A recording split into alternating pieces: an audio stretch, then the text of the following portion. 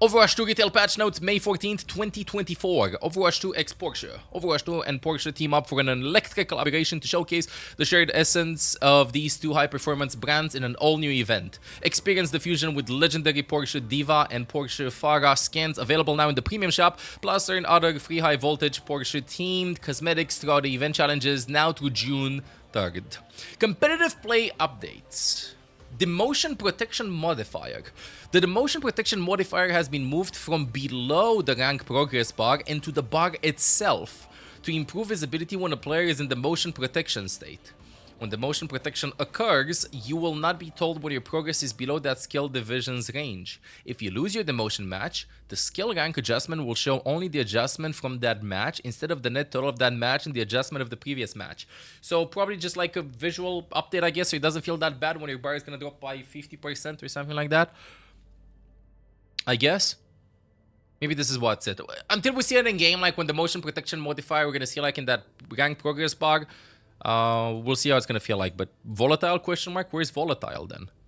New pressure competitive modifier. Developer comments. This new modifier was added to show how our highest and lowest skill players are being pushed towards a more average rank. Competitive play already calculates this modifier to your skill rating adjustment, but it wasn't visible until now. So is it new if it's already? Very high or very low rank players will see this modifier after every match while they continue to maintain a rank at the outer limits of the rank spectrum. Climbing to the highest skill tiers like Grandmaster or Champions is not intended to be easy, and overcoming pressure to reach the top is no longer a hidden challenge that players must face. This rank modifier appears for players who are at the far ends of the overall skill distribution. For players who are very high ranked, like Champion, this modifier will show when you don't earn as much progress from a winning match or drop more progress for a losing match. For players who are very low ranked, like low Bronze, hey, Bronze is high as fuck. This modifier will show when you earn more progress for winning a match or drop less progress for losing a match. So this kind of like explains like when I'm personally getting like plus 11 minus 20, it's gonna hit us with pressure competitive modifier. You know, like you win a game, pressure. You lose a game, pressure and stuff. I don't know. Okay, good. So it was already in the game. They just decided to show it. That's what I'm getting out of this. Grouping restrictions. Developer comments. While the Season 10 changes to grouping up with friends have contributed to a large improvement in match quality for most players, we're still looking to reduce queue times for players in groups, especially for higher ranks. The skill tier legend was updated to show the changes to grouping restrictions that were applied on the previous update. The grouping restrictions changes were applied are the following. Grandmaster can now group up within 3 divisions to be considered a narrow group, and Champions can now group up within 1 division to be considered a narrow group. So these changes at the beginning of Season 10, they are like they didn't work like that. Then they saw the issue, you know, they fixed it, but they didn't change the text in this. Now they added the text over here. So now you can actually see this in-game, exactly like the explanation with how it works. With narrow matchmaking and Grandmaster and Champion and whatever. Matchmaking updates. Wait, matchmaking updates. Developer comment. Developer comments. Lost streaks never feel good. Before each match, we make a prediction about which team will win the game based on the information we have about the players on both teams. Oh my god, I can just imagine. Imagine there's somebody at Blizzard that goes like, so, let's make this game. Bro, who do you think is gonna win? Huh? Team Blue? Blue team? You Red team. Okay, how much am I gonna guide you for? Team Red? Okay, Team Red. I swear.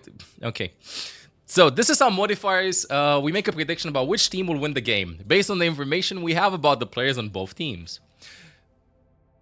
This is how modifiers such as cancellation, reversal, uphill battle, and expected give or take additional rank progress for after each competitive play match. Since most matches will have a team that has a slightly higher chance of winning, placing a player on the team with the higher chance who is currently on a losing streak is aimed at helping them have a fair chance of breaking that streak. While this won't guarantee they'll win, it does provide a helping advantage. When a player is currently on a loss streak, so let's say I lose 7 games, the matchmaker will try to avoid putting the player on a team that is statistically calculated to have a lower chance of winning.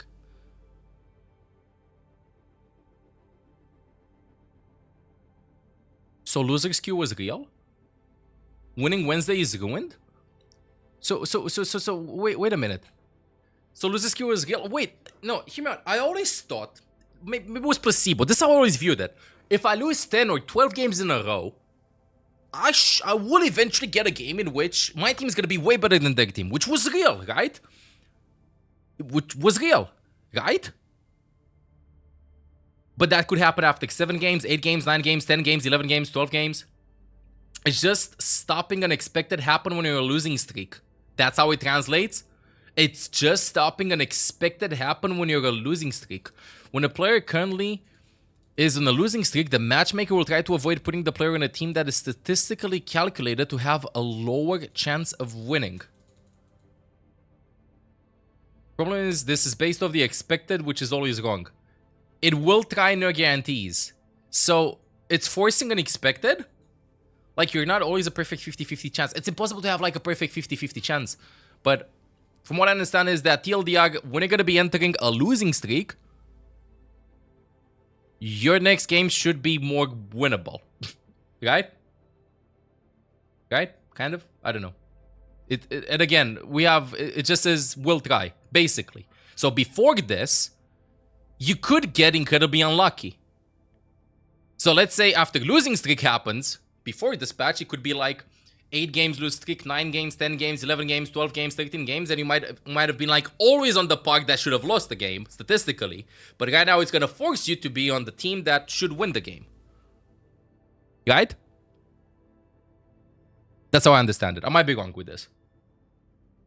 So you could have just been unlucky and be in loser's queue. Anyway, matchmaking updates, chat. We can dissect this a little bit more. I want to see the hero updates, though, chatting chatters. I want to see the hero updates. And again, should win. It said will try. Nothing 100% sure. I doubt it will work. Oh well. We'll see. Anyway. Hero updates. Developer comments. Armor is being reverted to its original functionality to better resistance, rapid fire, and shotgun type weapons. Out of combat health regeneration has been a positive but subtle addition to the game, but had a much smaller impact for tank heroes due to their massive health pools, so we're just adjusting it to heal for a percentage of maximum health. We've covered this news a while ago, but let's just read it again. Armor health has been reverted to provide a flat damage reduction of 5 per projectile, up to a maximum of 50% damage reduction. If you want to see exactly what this does with to supports, like number-wise, already covered the changes. Shout out to Cactus Puppy and Heal Me Please for like running down the numbers, which supports benefit from this change and which supports are kind of nerfed specifically against armored targets. But from what I remember, Ana's a little bit better. Ilagi without headshot? I don't know. It's in the video over there. It's complicated. A lot of numbers. Out of combat health regeneration changed from 20 health per second to 10 health per second plus 5% of maximum health. So you gotta be out of combat and you're gonna get this. Olaf might agree, might disagree with this change. Let's see how big this will actually feel. TLDR, if you're not gonna get supported while being out of team fights, you will regenerate HP a little bit faster than before. I don't know the exact numbers, but if nobody's deciding to heal you and you don't want to take health packs or go to spawn or stuff like that, then yeah. The passive is a little bit better. Tanks, roll passive. Tanks now have 25% reduction against critical headshot damage, so they're a little bit tankier if you're going to go for headshots against them. This doesn't mean that you shouldn't go for headshots on them. And knockback resistance increased from 30% to 50%. If I am not mistaken, this is how it was like quite a while ago at the release of Overwatch 2, I might be wrong. And you could barely boop them. They changed it now, they're reverting it. No more boops. It's harder to like displace tanks right now if they want to go for you. Now, let's dive into the numbers. Junker Queen. Commanding Shout can now be activated while using other abilities and cooldown reduced from 14 to 12 seconds. Junker Queen being able to activate Commanding Shout while swinging her axe or doing her ultimate ability will make it more responsive for when an additional burst of health or movement speed is needed. Good. My opinion, I think that Junker Queen, I don't play tank that much, but when I play Junker Queen, Junker Queen is the most fluid tank for me. She's super fun, and this is a good buff for her overall. I haven't seen her being played that much, but it definitely will make her gameplay feel even more fluid and satisfying, the fact that you're not like locked into this animation. Now, cooldown reduced from 14 to 12 seconds. Don't know about this, but again, I haven't seen that much Junker Queen metas in the last couple of weeks/months, so sure, let's see how it's gonna feel like. Sigma. What the Sigma? Gravitic Flux no longer requires line of sight to the center of the effect. Wait. So when you flux, you have a circle, and inside the circle you have another circle. If you line of sight this circle, you dodge. So if you line of sight this and you go over here, you dodge it. I do this a lot in Circuit Royale. Let me read this. So now no longer requires line of sight. But what if you ult through walls? Similar to how Graviton Surge functions, Gravitic Flux no longer needs line of sight to affect enemy targets in its area. There are a fair amount of counterplay options to deal with this ultimate, so we're making it more reliable to grab enemy targets within its area of effect. Bro.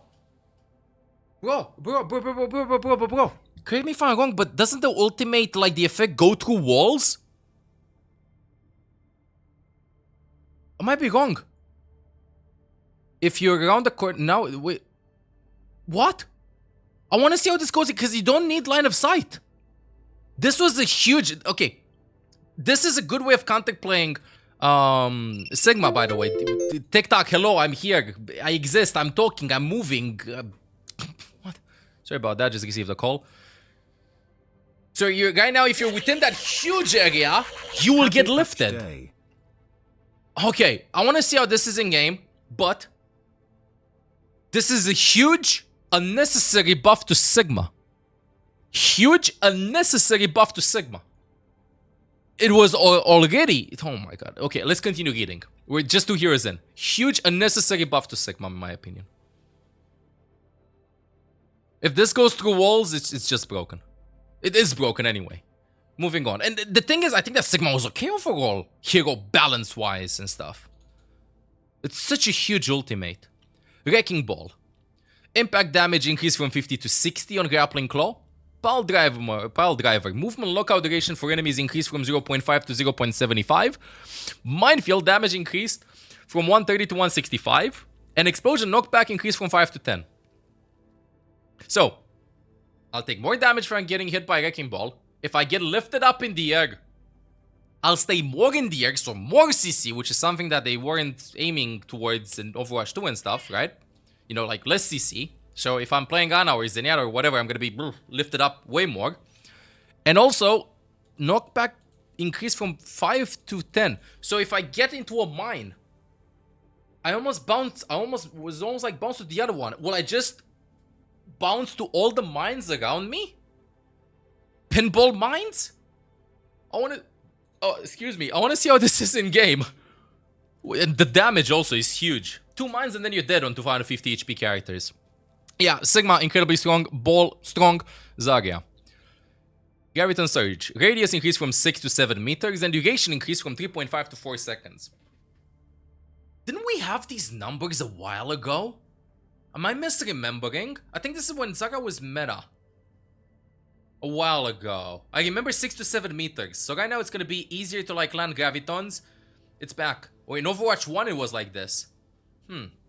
Yeah, honestly, I haven't seen Zarya being played that much. Okay, she doesn't have mobility. And Graviton Surge, when it lands, sometimes it doesn't feel that you can actually secure kills. Now, the fact that you can stay there from 3.5 to 4 seconds and that it's easier to land them, personally, I'm okay with this. You kind of can have counterplay against like the Graviton Surge. And again, these numbers are like how the old Graviton was. Twitch chat is just confirming this right now. Solid buff for Zarya. I think this is also in compensation for maybe Sigma, you know, on some maps. Zarya's pretty good against Sig on some maps. Anyway, support will be fun. I want to see the support buffs. Anyway, moving on. Junkrat. Okay, Junkrat has been weak since Season 9, so I understand Junkrat buffs. Let's see what they cooked for him. Impact damage increased from 40 to 45 on his launcher. Total damage increased from 120 to 125. So 2 shots, it's gonna be 250 if it's direct. Right? Junkrat's weapon has great damage output but it is unreliable outside of close range due to its slow projectile speed. Bro, it goes like this. What do you mean slow projectile speed? Which is unintended drawback to its high output. The Season 9 health changes affected Junkrat more than most other heroes since it now requires one more shot to secure an elimination. We're increasing the damage on direct impacts to return to 2 direct hits for an elimination without making his combo with Concussion Mine as deadly as before, since that one is much easier to execute. So the possibility of getting 2-tapped by Junkrat right now, random spam, just increased. Okay. I don't see that much Junkrat being played. Junkrat's my kryptonite. Please no Junkrat meta. I don't think that this is enough to like make him an S tier pick, but he should work like a little bit more. Echo. Ultimate gain multiplier while transformed increased from 4 to 4.5. Mandatory.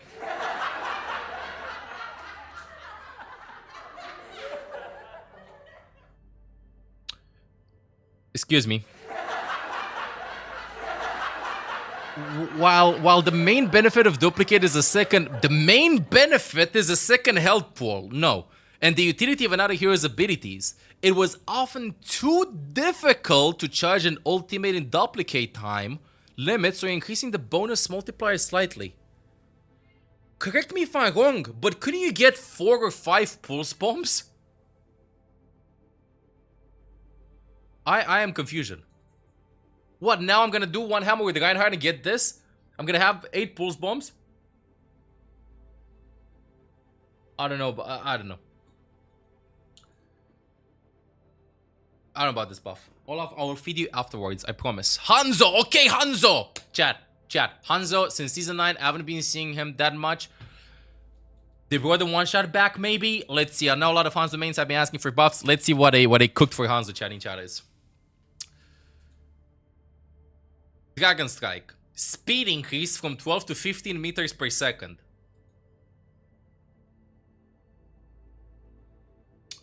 The Dragon Strike ultimate has been very effective outside of being used in a combo with other abilities that restrict enemy movements, so we're increasing its speed to help position it as less of a zoning tool and more likely to deal some damage. Okay, hear me out. Is this the buff that Hanzo's wanted? No. Is this the necessary buff that they needed? No. I don't know, we'll see. Okay. Honestly, I die from Hanzo Dragons. I die from Hanzo Dragons a lot of the time, okay? But then that's me. Until we see in game how fast no. From 12 to 15 meters. Let's see how fast they move. It's gonna be harder to dodge the ultimate, and right now it is used not necessarily as a wombo combo tool, before this patch I mean, it was used more of a displacement, forcing you out of position type of tool.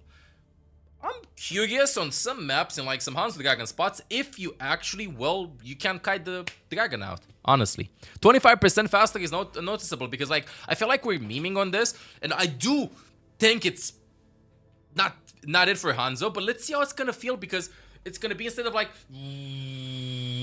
it's gonna be like, and that might actually make it a pretty good ultimate in some scenarios. It now moves about 3 times as fast as players do. Yeah, maybe they cooked with this. I think it's something. Hanzo's ultimate is kind of like how High Noon is. It's mostly a cosmetic ultimate. It's just used to force you away. But now, with smart dragon placement, maybe Hanzo's ultimate is gonna be like pretty big value. Let's see. But if I'd made Hanzo, I don't know. I'd be like, yeah, this ain't it. But let's see. Let's see how this feels like. Okay, these are DPS changes. And now, let's go. Support changes. Brig. And bug fixes. And one line for Brig.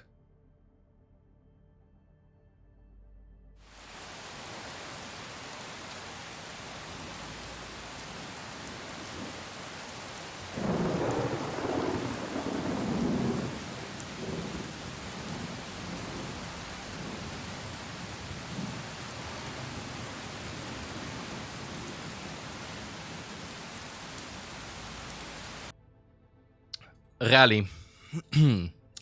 Now resets Shield Bash cooldown upon activation. So I Shield Bash, I rally, I Shield Bash again. Resetting the Shield Bash cooldown on ultimate activation was too much potential burst damage for Brig when the average maximum health of everyone was lower, but it's much more reasonable now that it won't be as lethal. So you can just do this 2 times, I guess. Yeah, but you stun them. So like with the you have a tiny shield, you know, the usual one. If you're not in the galley, you don't stun them. It's good for repositioning, but now you can literally double shield bash. Like you go like do like a tiny shield bash, then cast the ult, and then go again. From what I understand, that is pretty massive for Brick though. That is actually a really good change. That is pretty massive. It also has like some extra like intricacy to Brick because animation cancels. I want to see how smooth you can actually do this, because imagine the amount of distance that you can cover. I like this. I like the change. But for supports, that's it. What, are there any more patch notes or something anywhere? Is this it? Is there more on the forums? No, that's it. So, anyway. This ain't gonna feel that fun. This ain't gonna feel that fun. I don't know. At least I was expecting maybe some Mercy changes. At least this. Okay, some bug fixes. We're not gonna go over them. And that's about it. Yeah, that's about it. Please let me know in the comments what do you think about the changes. And if you enjoy the content, don't forget to subscribe. Till next time, ML7 out. Okay, we're gonna do some tests in a second. Then said 1 take in shop. Let's see. Magic. We have the Porsche Mega Bundle. Wait, before though, let me just check. Do I have Golden Gun equipped? I do. Okay, that's good. 1 second then. Where is the Diva? No, ML7 out. What do you mean, ML7 out? Wait, you told me to close my camera? Ah, check the shop now. No, ML7. Ah, oh, my bad. Anyway, no, I'm sorry. I apologize. I did not see that part. I'm sorry. Okay, no, ML7 is in. ML7 is in. Okay, where is Faga? Too much text. I'm blind. Here it is. Okay, do it like this. You didn't close the video. Yeah, the video's still going. So, the Porsche Mega Bundle is here. 3,400 coins. I always forget the name of them. This is the Diva skin. I love the glasses. Okay, pretty cool design. You see here, over here, Porsche on the back. What happens here? Ooh, cute.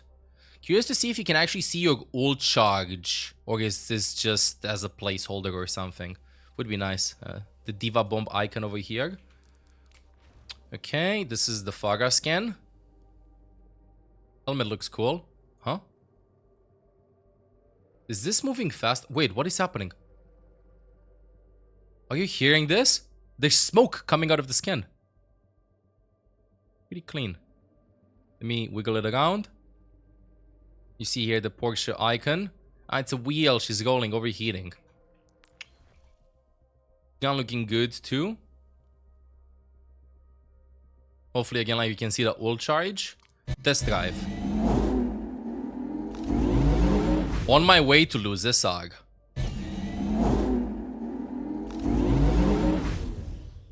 Might change with the map? Sound effect is cool though. Name cards. Wait, my bad. Cool. And this one. Player icons.